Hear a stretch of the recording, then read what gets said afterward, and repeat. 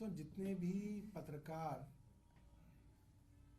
2017 में दिल्ली कवर करते थे उन्हें याद होगा 2017 की ऐसी ही दिसंबर की सर्दियां थी जब डिफेंस कॉलोनी के अंदर, जो कि दिल्ली की और साउथ दिल्ली की एक बहुत प्रसिद्ध मार्केट है, हैपनिंग मार्केट है, पॉश मार्केट है, उसके अंदर अचानक एमसीडी ने आके basements, first floors, second floors, third floors, एक स्थापित मार्केट की चलती हुई दुकानें, रेस्टोरेंट सील कर दिए। आपको याद होंगे वो चित्र जिसके अंदर परिवार के बुजुर्ग एमसीडी के अफसरों के आगे हाथ जोड़ रहे थे कि आप हमारा पूरा काम धंधा खत्म कर दोगे, हम तो सड़क पर आ जाएंगे। उसके बाद ये सिलसिला कई जगह चला। राजेंद्र नगर के अंदर दुकानें सील की गई, जीके के अंदर सील की गई, ग्रीन पार्क के अंदर, हौस खास के अंदर, साउथ एक्स के अंदर बहुत सारी दुकानें, मोटे तौर पे कहा जा सकता है कि हजारों दुकानों को सील कर दिया गया। लाखों लोग बेरोजगार कर दिए गए। और आज हम 2024 में हैं, यानी कि लगभग 7 साल हो गए हैं। उन लोगों के काम धंधे बंद हैं और दिल्ली के बाकी व्यापारियों के सर पे भी सीलिंग की तलवार लटकी हुई है। 2017 से जो सिलसिला शुरू हुआ, कहा गया कि सुप्रीम कोर्ट ने मॉनिटरिंग कमेटी बनाई है, मॉनिटरिंग कमेटी ने सील कर दिया, तो एमसीडी ने कहा कि अगर मॉनिटरिंग कमेटी ने कहा है सील कर दिया तो भाई हमने कर दिया। सुप्रीम कोर्ट की मॉनिटरिंग कमेटी है, वो जो कहेगी हम करेंगे। उसके बाद कई सारे व्यापारी कोर्ट गए।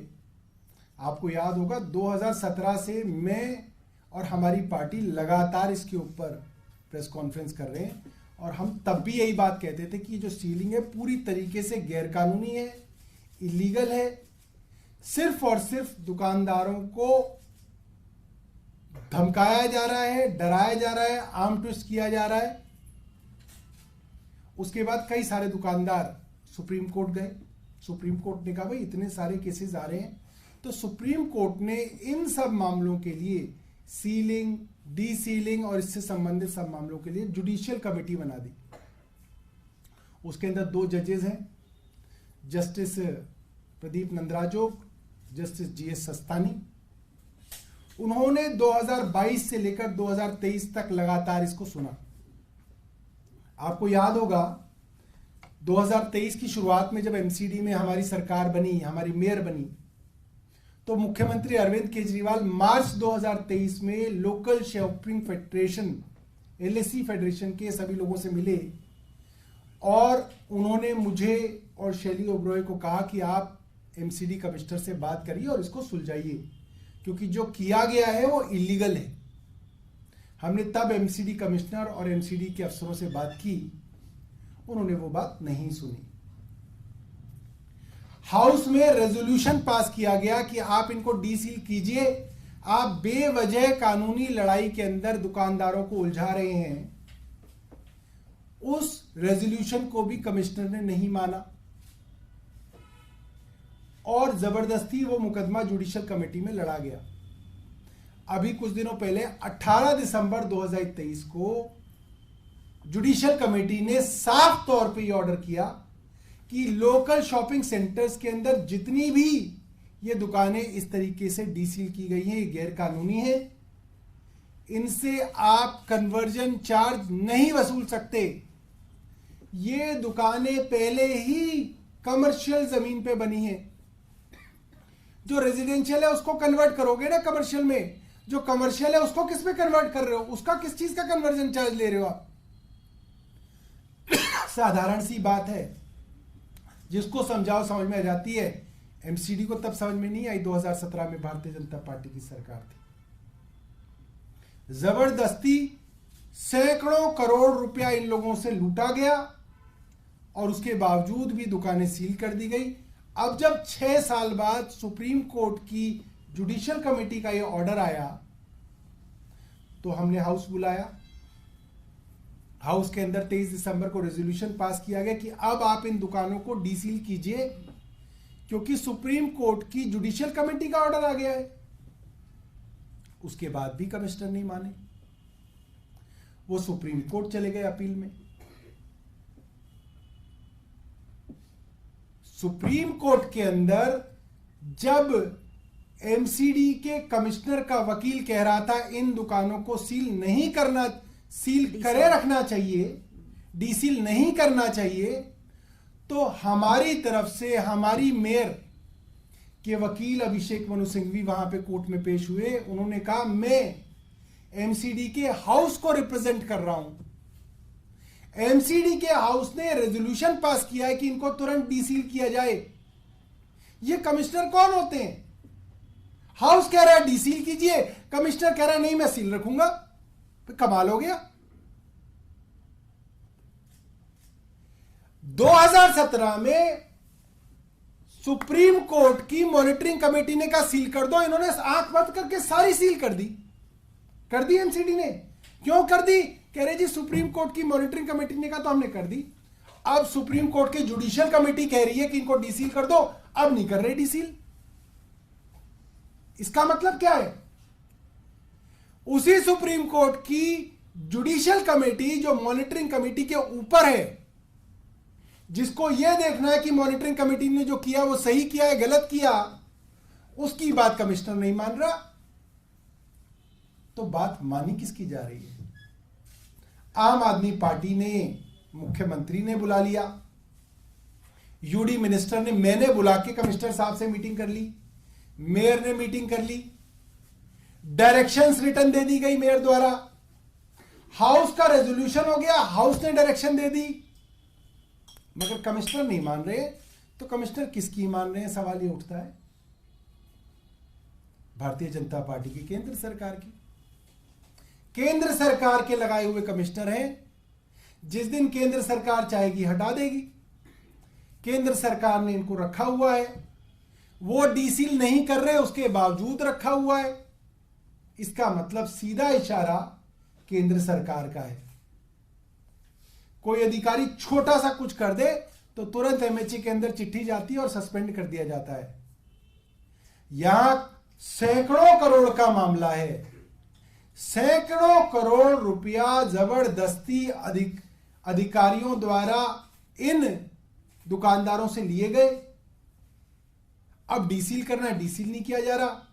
कार्रवाई क्यों नहीं हो रही है? क्योंकि भारतीय जनता पार्टी की केंद्र सरकार इसके साथ खड़ी है कमिश्नर के। वरना कमिश्नर हो सकता है कि आप हाउस का रेजोल्यूशन ना माने। मैं आतिशी जी से कहूंगा कि वो भी अपनी बात जो है आपके आगे रखें। –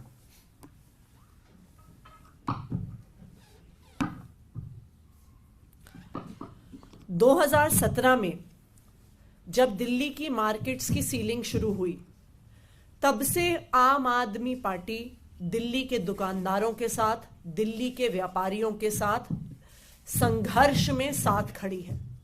जिस दिन से डिफेंस कॉलोनी की ये पहली सीलिंग शुरू हुई थी, उसी दिन से आम आदमी पार्टी ने बार बार उसका पुरजोर विरोध किया था।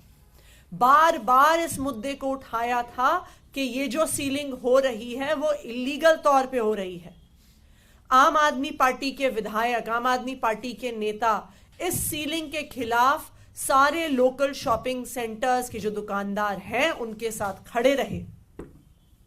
लेकिन भारतीय जनता पार्टी शासित एमसीडी ने सीलिंग को जल्द से जल्द करने में, दिल्ली के दुकानदारों को परेशान करने में, दिल्ली के व्यापारियों को परेशान करने में कोई भी कसर नहीं छोड़ी।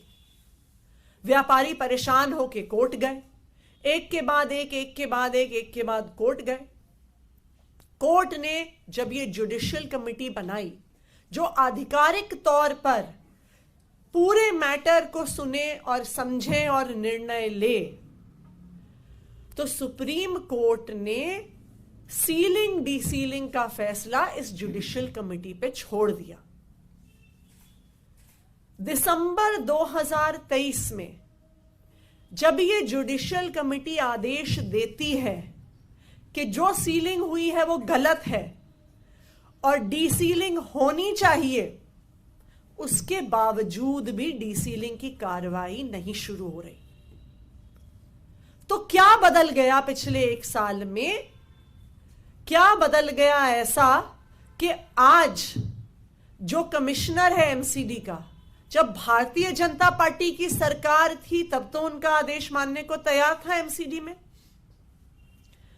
लेकिन आज जब आम आदमी पार्टी की सरकार है तो बात मानने को तैयार नहीं है। इसका जो असली कारण है, इसकी जो जड़ है, वो है जो अभी एमसीडी एक्ट में अमेंडमेंट लाकर कमिश्नर का अपॉइंटमेंट पूरी तरह से केंद्र सरकार के हाथ में दे दिया गया है। तो भारतीय जनता पार्टी को पता था कि वो एमसीडी में चुनाव हारने वाली है। जो 15 साल से वो पैसे की उगाही करते थे, जो एमसीडी से पैसा कमाते थे, वो खत्म होने वाला है। इसीलिए उन्होंने इस एक्ट को अमेंड किया कि वो बैकडोर से एमसीडी को चलाते रहें और जो उनके पैसे की उनको हवस हो गई एमसीडी को उठाने से, जो एमसीडी की उगाही करने से एमसीडी के माध्यम से, उसको वो किसी ना किसी तरीके से चालू रख सके। आज क्यों दुकानों को डीसील नहीं किया जा रहा? क्योंकि भारतीय जनता पार्टी आज भी इन व्यापारियों से पैसे की उगाही करना चाहती है। वरना ऐसे कैसे हो सकता है कि मॉनिटरिंग कमेटी के आदेश पे सीलिंग हो जाए, लेकिन उसकी जो ऊपर जुडिशियल कमेटी बैठी है उसके आदेश पे डीसीलिंग ना हो? डीसीलिंग तभी होगी जब ये व्यापारी भारतीय जनता पार्टी को पैसा पहुंचाएंगे, वरना तब तक भारतीय जनता पार्टी शासित केंद्र सरकार अफसरों के स्क्रू टाइट कर करके यह डीसीलिंग की प्रक्रिया नहीं होने देगी। यह है भारतीय जनता पार्टी के पैसे की हवस, यह है भारतीय जनता पार्टी की उगाही की कहानी कि वो किसी ना किसी तरीके से एमसीडी का इस्तेमाल करके दिल्ली के लोगों से पैसा चूसना चाहती है। लेकिन मैं भारतीय जनता पार्टी को बताना चाहती हूं कि वो चाहे जितनी कोशिश कर लें दिल्ली के लोगों को परेशान करने की, दिल्ली के लोगों से, दिल्ली के व्यापारियों से पैसा उगाही करने की, लेकिन दिल्ली के लोगों ने अपना एक तरफा समर्थन एमसीडी में अरविंद केजरीवाल को दिखाया है। आपके 15 साल के शासन के बाद आपकी अमेंडमेंट लाकर चुनाव को गुजरात चुनाव के साथ कराकर हर प्रयास के बावजूद दिल्ली की जनता ने आपको एमसीडी से निकालकर आम आदमी पार्टी को अरविंद केजरीवाल की सरकार बनाई है। और अरविंद केजरीवाल की सरकार एमसीडी में व्यापारियों के हक के लिए लड़ती रहेगी, चाहे हमें खुद सड़क पर उतरना पड़े या जिस तरह से एमसीडी की चुनी हुई सरकार व्यापारियों के हक के लिए सुप्रीम कोर्ट तक गई और इस आदेश को स्टे होने से रोका। आम आदमी पार्टी दिल्ली के व्यापारियों के साथ खड़ी है और दिल्ली के व्यापारियों के साथ खड़ी रहेगी। ये मामला क्योंकि कोर्ट में है, तो क्या कोर्ट में आप लोगों की तरफ से ये भी कहा जाएगा, जैसे आपने डिमांड की कि बीजेपी चाहती तो कमिश्नर को हटा सकती थी, तो इन्हें हटाया जाए या दूसरा सरकार के साथ या एमसीडी के साथ बातचीत करके कोई नया कमिश्नर यहाँ पे लाया जाए?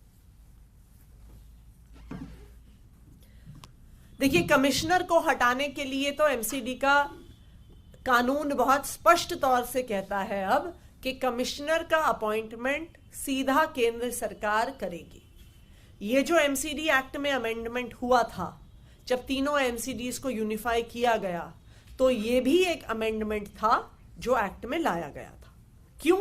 क्योंकि भारतीय जनता पार्टी बैकडोर से एमसीडी में पैसे की उगाही करना चाहती थी। लेकिन आज भी अगर उस कमिश्नर को हटाना है तो केंद्र सरकार हटा सकती है। अगर केंद्र सरकार, भारतीय जनता पार्टी व्यापारियों का हित चाहती होती तो वो आज कमिश्नर को हटा देती सुप्रीम कोर्ट का आदेश ना मानने के लिए। एलजी साहब तुरंत उस पर कार्रवाई कर देते, एमएचए तुरंत उसको सस्पेंड कर देती, लेकिन उन्होंने नहीं किया। ये क्या दिखाता है? ये दिखाता है कि ये डी सीलिंग ना करने की कार्यवाही सिर्फ और सिर्फ भारतीय जनता पार्टी की केंद्र सरकार के आशीर्वाद के साथ हो रही है। उनकी बीजेपी, उनकी और ये जो बीजेपी की इच्छा है कि हम इन दुकानों से पैसे की उगाही करें, उसकी वजह से हो रही है। कल मुख्यमंत्री अरविंद केजरीवाल ने एनफोर्समेंट डायरेक्टरेट को चिट्ठी लिखी है, लेकिन उसमें क्या तर्क दिए गए हैं? क्या कुछ फिर से नए सवाल एनफोर्समेंट एजेंसी से पूछा गया है, ईडी से? मुझे तो इसकी जानकारी नहीं है। सर, दूसरा सवाल ये है कि बीजेपी सांसद निशिकांत दुबे वो कह रहे हैं पीएम मोदी की जो जीवन शैली जीते हैं वो अपने आप में शंकराचार्य है। कहाँ पे कौन हो गया? निशिकांत दुबे कह रहे हैं पीएम मोदी भी शंकराचार्य है। अच्छा, ठीक है। आपको लगता है ऐसा है? निशिकांत दुबे को भी तो कुछ बनाओ, फिर उन्हें शंकराचार्य बना दिया तो उन्हें तो कुछ तो दो। उन्होंने भी बड़े महान कार्य किए अपने व्यक्तिगत जीवन में, उनको भी दो कोई पदवी। फारूक दुबला कह रहे हैं कि जो अलग अलग गठजोड़ बना लेंगे तो गठबंधन के लिए खतरा है। कुछ आपके दल? नहीं, अभी तो कोई खतरा नहीं। एक और सवाल है, आप लोग दिल्ली से लेके गुजरात और फिर हरियाणा में अलग अलग तरह से राम भक्ति के प्रोग्राम कर रहे हैं, तो क्या 22 तारीख को भी कोई अलग से प्लानिंग है? और क्या ये सब कुछ इसलिए हो रहा है ताकि जो आपका हिंदू वोट बैंक है उसको इंटैक्ट आप रख सकें? नहीं, एक बात बताओ, हम में से कौन हिंदू नहीं है जो हमें हिंदू वोट बैंक को इंटैक्ट रखने के लिए कुछ करना पड़ेगा? ये बताओ। जब हम पैदा हुए तो हमारे घर हवन हुआ, जब हमारी शादी हुई तो हमने अग्नि के चारों तरफ हवन के फेरे लिए। तो हमें क्या हिंदू वोट बैंक के लिए कोई अलग खास तरीके का हिंदू बनने की जरूरत है क्या? उसमें सवाल यह है कि कांग्रेस का जो वोट टूटता था वो आम आदमी पार्टी को मिलता था। अब क्योंकि कांग्रेस ने अयोध्या जाने से साफ से मना कर दिया कि बीजेपी का इवेंट है, तो क्या आम आदमी पार्टी कांग्रेस के उस वोट को कैश करना चाहती है? नहीं, आप देखिए, हम सब के इलाकों के अंदर जितने भी मंदिर हैं लगभग सब में कार्यक्रम रखे गए हैं। सब के अंदर हम लोग जो है नहीं जा पाएंगे, मगर कुछ कार्यक्रमों के अंदर हमारे विधायक साथी हम लोग जाएंगे। तो मंदिर में जाएंगे 22 तारीख? अरे हम मंदिर वैसे भी जाते रहते हैं भाई। 22 तारीख को बता दीजिए ना, 22 तारीख को कौन से? क्यों 22 को क्या बैन है क्या मंदिरों में जाना? तो आप बता दीजिए कौन से मंदिर जाएंगे, हम आ जाएंगे आपके पास।